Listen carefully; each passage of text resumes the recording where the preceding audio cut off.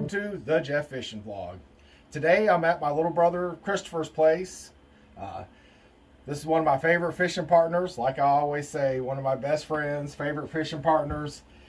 The Goose Chaser, the Spider Smasher. How are we doing today, Chris? I'm doing pretty good. Have you done any fishing lately? Not here lately. Really? I've been maybe a month or so ago. And for it to be a month or so ago, how far do you got to go to get to the lake, Chris? About 800 feet. 800 feet? Is it that long? Yeah, if that. Okay, I wouldn't think it's just right there. Like he steps out his front porch and he looks over to the left, and there is that is like my childhood lake. That's in this area growing up. If anybody caught a big fish, it always came out of Drexboro Lake. Yeah. Now, I found out a little while later that everybody said it came out of Drexboro Lake, but that may not exactly be where they were catching it from. You can't always give up your fishing spots, so I mean. But to hear, if you know, of course you can't believe fishermen to start with, but if you believe there was 50 30-pound catfish and about 100 8-pound bass, you know, it'd get a little bit ridiculous with all the stories that people would tell around here. Speaking of the spider smashing, do you remember the time? I know you do. We were fishing out there in Central City across from the trailer courts, right? Yeah. And they had these lakes lined up. And it was a really cool spot to fish. We fished that a lot. It had these 3 lakes lined up, and I don't know exactly. I wasn't here when the lakes were dug out, but the way the story was told to me, that the person that had purchased that land had built those lakes intending on making pay lakes, and I don't know if he ran out of money or patience or whatever, but they never turned into pay lakes. They're still not pay lakes today. No. But the lakes were all nice and like square or whatever. They wasn't really like a natural formed lake or like you would see a strip pit or something. But there was these 3 lakes lined up, and they had some woods and stuff in between them. And then it had a stream, and it was a nice stream. The stream held fish. The stream was what, 6 or 8 feet deep in some spots. I've got some decent fish out of the stream. I bet you did. Isn't that I caught a 5-pound bass out of there once. Yeah, a few. And then, you know, a few 2-3-pound bass. And then we were bank fishing at the time, and the second lake, anyway, there's 3 lakes there. I'm gonna call it the second lake, the lake there in the middle. It leads right into that creek. That creek has a little channel that gets to it, and you could get there walking, you know, like bank fishing style, which we had to do to fish these lakes. We were doing quite a bit of walking, and I know we'd lost a nice fish. And I'm gonna say I think both of us did, in that lake that led into that little creek. We seen it moving. It was right after you caught that 5-pounder. It was just because you caught the 5-pounder in the creek, right? Or did you catch it in the lake? Yeah, I caught him whenever it was bedding. Oh man, that was a good year. That's the same year. The year that you caught that was the same year that me and Jason went and caught all them catfish. You know, that was the year that me and Leaf was doing all that fishing. That is, I'm going to rate that as actually my second best year of fishing, next to the year that me and Mike, the first year Mike stayed with me. Or at least maybe not the second year I fished the most. I fished so much that year with Leaf and with you and Jason, and you know, it was just, I wasn't working that much. I was living like almost the true hillbilly life, man. It was I work a couple weekends a month and just do whatever. Yeah, I just spend a lot of time on the water, run around, have a good time, all that good stuff. So we got Dad had got us that 14-foot jumbo, right? Yeah. Yeah, that's what I thought. And so we got the bright idea we were going to take it to that lake, but we'd found out that we were going to have to put it in the first lake, and then there was this little channel between the first lake and the second lake. Then we'd have to go through that channel to get to the second lake to get back to that stream. No big deal. our Washington Kelly days, man, we were not, to get to a good spot, we were definitely not. Yeah, we're not scared. Whether it's walking or having to carry stuff or we're getting ate up by ticks or whatever, It's just, that hill at Washington Kelly, man, that was just, that was just the craziest thing. I know me and Jesse talked about that song, but yeah, it was definitely steep, and we just Billy goated it basically. So. got skin up. Yeah. So nice day for fishing. We had the time to go. We get put in, and the last time we were there, it looked like we didn't do it, but it looked like it'd be no problems getting from the one lake to the other lake. But this time we ran into a few problems. Yeah. Yeah, we started to go through, and whenever we went through to get to the second lake, we went through there no problem. And we got over there, fished for a while, started to head back. Well, I guess the water dropped some. It was on the way back, wasn't it? Yeah, it was on the way back. And the water dropped some, I guess, because we couldn't get back through. Not easily. No. The problem was is this boat, and it was the 14-foot narrow John boat, just like the one that Dane and I fished in the one video. Anyway, but we were just dragging mud, and all we had was paddles with us. We didn't have a trolling motor, which the trolling motor wouldn't have helped anyway. And I'm pretty sure they wasn't wood paddles either. They was the plastic Yeah, and they aluminum. were not. So. They weren't a whole lot of help as far as like, and it wasn't exactly. I guess we could have got out, but it's hard to say how deep we would have sunk in the mud. Right. Because it was muddy too. So we start pulling on these cattails, right? Yeah. Pulling on the cattails, rocking the boat back and forth. We're here in Ashley's shop in the she shed, and now I'm tearing stuff up, of course. So we finally get out of there, and it took quite a bit of effort. Yeah.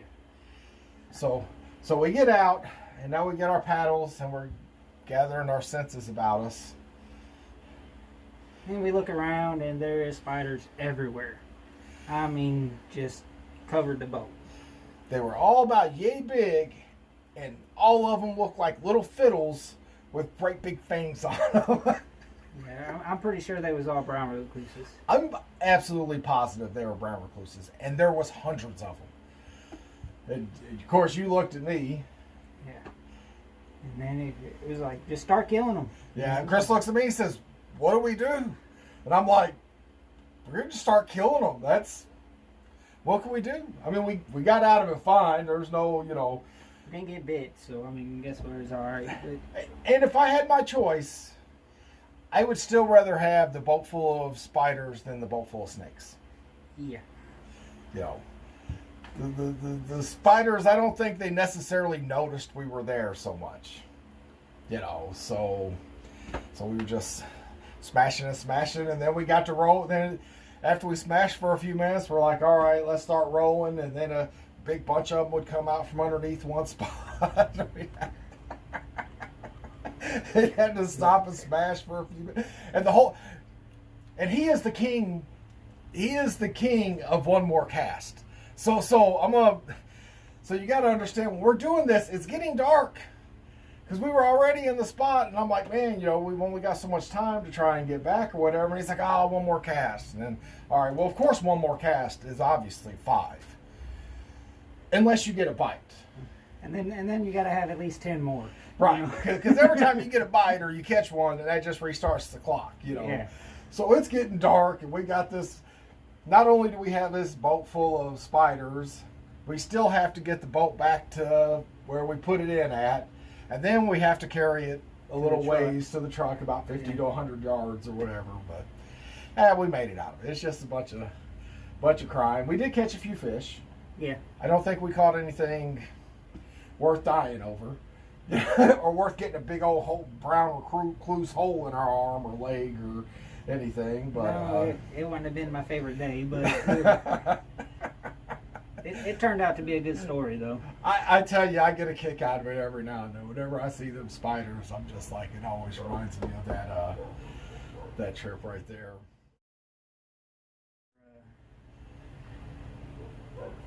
Let's just step on this stone. Oh, now he's clowning. All right. You're here. You brought it up. You might as well go ahead and tell the story, and I'll just get out of your way and let you have it. And I'll just edit it all out so nobody else hear this stuff anyway. All right, me, Jeff, and my brother Jesse was all fishing. I think Robbie might have been with us. Robbie was with us. But anyways, we got to a spot where you pretty much had to either jump across or climb back up and go down a ways before you could get across. Now, not everybody knows, not everybody that's watching this is going to know what it means to be salmon fishing in the creeks. Salmon fishing in the creeks happens in October and November in Northwest Indiana. It is not 85 degrees outside. No. It was pretty cold. It was probably about 45 degrees. It was in the 40s. It wasn't, And anyways, we got to this spot, and it looked like there was this rock sitting there, and it looked like you could just jump off onto that rock and then jump across. Because, I mean, it was just a little bit further than one would want to just run and jump across. So, Jeff's like, I know what we'll do. We'll just jump on this rock and then jump over to the other side. And he's like, I'll go ahead and go first. And then he went to go jump off onto the rock. Well, the rock turned out to be a piece of styrofoam. So Jeff sunk down into the water up to his chest. And he's like, and he turned around and looked at us, do not jump on that rock. It was pretty funny. We all, he said, it's not a rock. It's not a rock. It was pretty funny. I don't think I was the only one that thought that was a rock. Yeah. And the funny thing, like, I wasn't leading the way. No, it was like covered in moss and stuff, Yeah. so you couldn't even tell it was a piece of styrofoam. Like you had took a turn going first, and Robbie had took a turn going first, and this spot looked, it was, I know it was more than I was going to jump. Maybe Christopher could have cleared it at the time, I don't know, but I'm like, yeah, I'll go first. Let me show you guys how it's done. It didn't work out so good. We still went fishing, though. Oh, yeah, that didn't stop us, not at all. I know you're a big-time Big Daddy. Take a lot of people fishing in that little boat.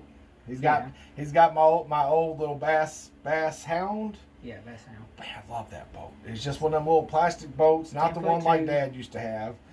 2-seater, but there's plenty of room. It has a little live well, and it's not the pontoon style boat. No, it's made like an actual. Yeah. It's not even a semi-V. It's just like a regular boat. Yeah, and it's square. It's not anything you want to have a trolling motor. You don't really want to paddle around. Yeah, you paddle. I tried paddling. It didn't work out so well for me. But I figured out you got to do it from the front. Yes. Yeah, that makes a lot of sense. Yeah. Yeah. You can't paddle from the back. It don't work out very well. If you paddle from the front, you can pretty much take yourself wherever you want to go. Now I know you're taking these kids on a regular basis. Yeah. Yeah, I've took, Abby, Danielle, Crystal, and got about 4 or 5 of them you rotate through, and probably a couple of neighbor kids on top of that, I would say. Yeah, and I pretty much showed them all how to catch fish, and to where I don't have to sit there and take the fish off, anything like that. Show them how to tie their lines, show them how to do everything, and I'm pretty confident they could probably take my boat out by themselves. Oh, I'm sure Eric's could, as old as he is now. I'm sure he'd be perfect. Now, as far as like taking somebody for their first time, do you have any advice on, or anything that you learned from taking the kids? Boat etiquette. Before they get in the boat? Yes, this is the first thing I explain to everybody.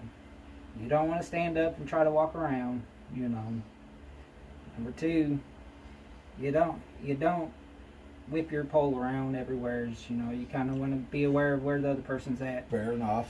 Whenever you're tying your bait or having to do anything with your fish or your bait, you wanting to bring your pole up, let your line down to you instead of trying to drag your pole back. Oh yeah, that nice smooth move where you bring it in and you catch it or whatever. Yeah, you don't want to drag your pole back, so you can always lose your pole. So Right. I don't like people losing my poles. So, you know, Is that another shot at me? no. It's just one of those things, you know. But you just really have to know what you're gonna do in a boat, because if you don't, it could get dangerous real quick for everybody. Oh yeah, yeah. And I'm sure you're taking these youngins life jackets, knowing that the kids do know how to swim. Knowing we got life jackets. Yeah, but also knowing that just because you know how to swim in the pool is not the same as falling out of a Swimming boat. halfway across this lake would be, it's hard for anybody. I swam across this lake once. I did not like it. When you were a kid? I was 20. Okay, so when 20. you come back and it was before before it got surrounded by private property, I would assume. Yeah. When it was still had access to it. I swam from this end to the other end with Little Roger and them. Yeah.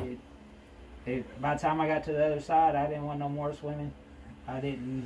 When I was 14, we decided to walk back instead of swim back. You know. we'd swam to the island and back, and that was all that was more than I cared for, because even at that, it's not like you're on this pool. When you get there, it's all muddy and nasty and all that stuff right on top of it. A lot of lake grass out in this lake. I mean, it's just.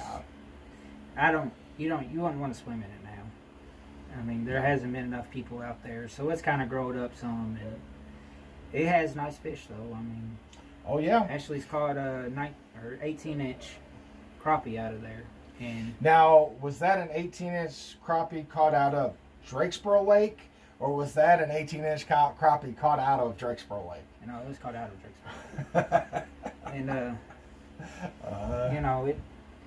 it breeds some decent fish. I've seen them in there, and we've went and done. Last time I was out here, we had a good day, and it's unfortunate that I didn't have more time. We've got so much stuff going on that I would love to have been able to just come out and film an episode from Drakesboro Lake, but we'll get to that eventually. So, one more thing I wanted to ask you about especially your expertise in fishing these strip pits, these Kentucky strip pits.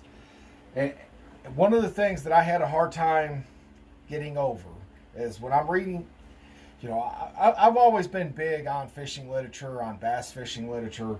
I always loved reading the Bassmaster magazines or the Indiana Game and Fish or just whatever I could basically get my hands on. And a lot of what they talk about in those Bassmaster magazines, which it's a little different now than it was 30 years ago because of guys like Kevin Van Dam and Mike Iaconelli. You have more northern fishermen now than you did when I was a kid. Because when I was a kid, every one of those magazines basically focused on fishing muddy water, on like 1 foot of clarity to 2 to 3 feet of clarity. When you're fishing these stripper pits, you're not talking about 2 or 3 feet of clarity. No. You're talking about being 25 feet to the bottom and being able to see bluegill swimming around down there. Yeah, I know I can at least, whenever I had the depth finder out there, at least 18 to 20 feet before it gets black. Now, and I've seen a spot out here that's like 150 feet deep. So, it's... You wasn't seeing to the bottom on the 100. No, it's just black. Yeah. I mean, the water's still clear. You can see down. But it's dark. But you just see black. Now, do you have any, when you're fishing in water that clear, are you consciously adjusting the way that you fish? Or since you're probably always fishing in that style of water, is there anything that you do that you feel like is unique to this style of water? I usually use a lot of like green or pumpkin seed kind of color. Sure. It seems to work really good out here. The little white shads with red eyes.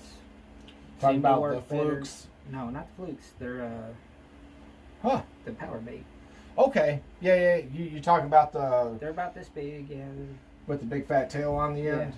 Yeah, I got you. Swim bait. Yeah. Just little swim baits. I didn't know you were using swim baits. Good deal. And I love swim baits. I've caught bass off of them. That's what Ashley caught that crappie off of. Nice. So, I mean, we've done pretty good. And the other thing is anytime if you're in a boat, make sure you have a partner fishing with you, whatever, and y'all are moving around. They leave a line out because you never know what you'll catch. Come here, Erics. Just moving around, and he can attest to that.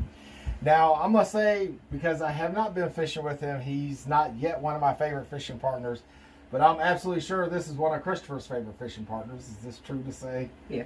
Oh, yeah. This is Christopher's son, Eric's. Oh, yeah, this is for the Jeff Fishing Vlog right there. How many times have you caught fish whenever we're moving around? Too much. He's talking about basically like trolling style, where you leave the bait out while you're going from one spot to we're going from one spot to the next. I'm paddling. I tell them to leave their line out. Drag it behind you, because if they're not catching nothing, well, they're almost guaranteed to catch something. And it's funny that you mentioned that, because in that very last video I done, the one bass that I got to show, I'd had some camera issues, which is why I wasn't able to show the other bass. But that's exactly how I'd caught that. Is I'd left that out, and I was bringing the boat in, and my fluke had went across one of those big grass beds, one of the big submerged grass beds, and right there. Yep. I mean, it's not. It's not like we're out. We're not out tournament fishing. No. So it's not like you're out actually doing anything illegal. You're just keeping that bait in the water as much as you can. See, I don't keep nothing from over here. Right. Because I like to see my fish grow. So. And it's not like you have it's not like you're fishing in a big bass boat with a big 200 horsepower motor, to where when you go from one spot to the next, you're going at 50 miles an hour. I'm paddling.